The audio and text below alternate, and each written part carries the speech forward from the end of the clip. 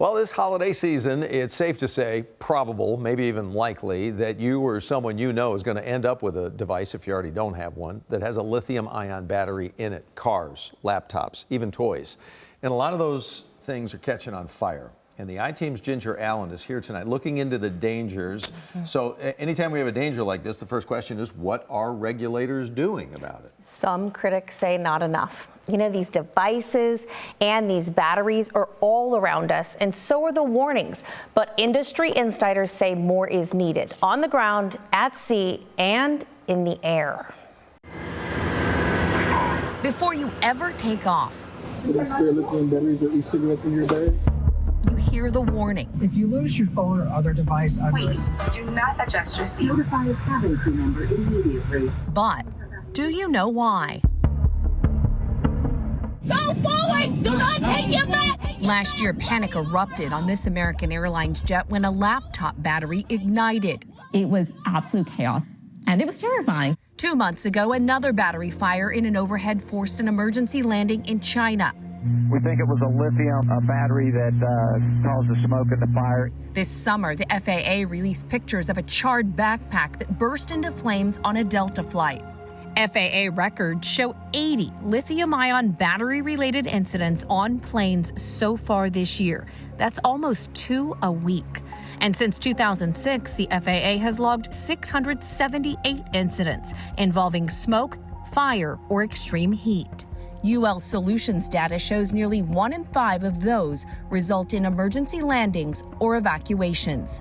If there's no means to contain the fire, that's an imminent threat to passengers. Chief Scientist Robert Sloan says heat and pressure can send the batteries into an uncontrollable fire chain reaction called thermal runaway. The biggest offenders? E-cigarettes and vapes, power banks, cell phones, and laptops. It's actually even worse if there's a battery that's in the cargo hold down under the plane where a fire can take place and there's no detection of it in time. UL studies also found airline crews know the procedures but reported self-identified gaps in training and unclear messaging to passengers. We always say if one of your devices gets lodged or falls between or under a seat, ask the flight attendant to help. We never say the reason. Sarah Nelson is the president of the Association of Flight Attendants. Flight attendants are incredibly concerned about lithium batteries. You look around the plane, you can see them everywhere. And seeing them is how one Dallas-based airlines is addressing the risk.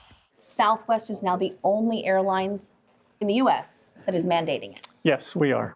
Captain Dave Hunt says this fall, Southwest Airlines adopted a new policy. All devices must now be charged in plain sight, not inside bags or in seat backs. A day after you passed this restriction, something happened. We had a customer who had a portable power bank, and it was connected to their phone, and it was in their seat back. It started to smoke and overheat. Hunt says the phone's visibility and this prevented an emergency. Containment bags are tested and approved by UL to contain fires and explosions in flight, but they are not federally required. Does Southwest Airlines require them? We do. The I-Team asked the same question to 5 other U.S. airlines. American and Delta also told us they have the bags on all flights. The other 3 did not answer. When I first told you about this issue, the first thing you said was ships. We know of 3 cargo ships that have completely sank since 2022. Radio host and car expert Jerry Reynolds says the concern is not just in the air. 10,000 cars lost. You know, the fire suppression on those ships just aren't built for electric cars and lithium-ion batteries. In June, a cargo ship carrying thousands of electric vehicles burned for weeks before sinking off Alaska. A month later, the U.S. Coast Guard issued a safety alert saying as lithium-ion battery technology evolves, additional guidance may be released at sea. In September, on the ground, the I-Team found North Texas fire departments testing tools to fight these fires, admitting they are also waiting on federal guidance. And as the growing threat warnings just keep coming, back in the air, Federal direction may also be needed there. Is the industry doing enough to address and disclose this problem to passengers like me? Well, I think there's more opportunity from the FAA. TSA currently screens all bags that go in the cargo bin. They will often flag bags that have large batteries in them for us, but it's not a requirement. And I would like to see the regulations evolve. Now, I also requested interviews with the FAA and the Consumer Product Safety Commission. The FAA would not answer my questions. Instead, a spokesperson referred me to this. It's a safety alert released in August, which urges the airlines to review their policies. Critics say, though, it stopped short of any new regulations. And the Consumer Product Safety Commission told me new federal safety rules for e-bikes and scooters are under review. But Doug, I want you to take a look at this. This is a statement from the commissioner where they actually call the devices, the CPSC, ticking time bombs. They say that twice, and a threat that has left scores of people dead. That's frightening. You know, when you look at that, and I think about here we are in this day and age.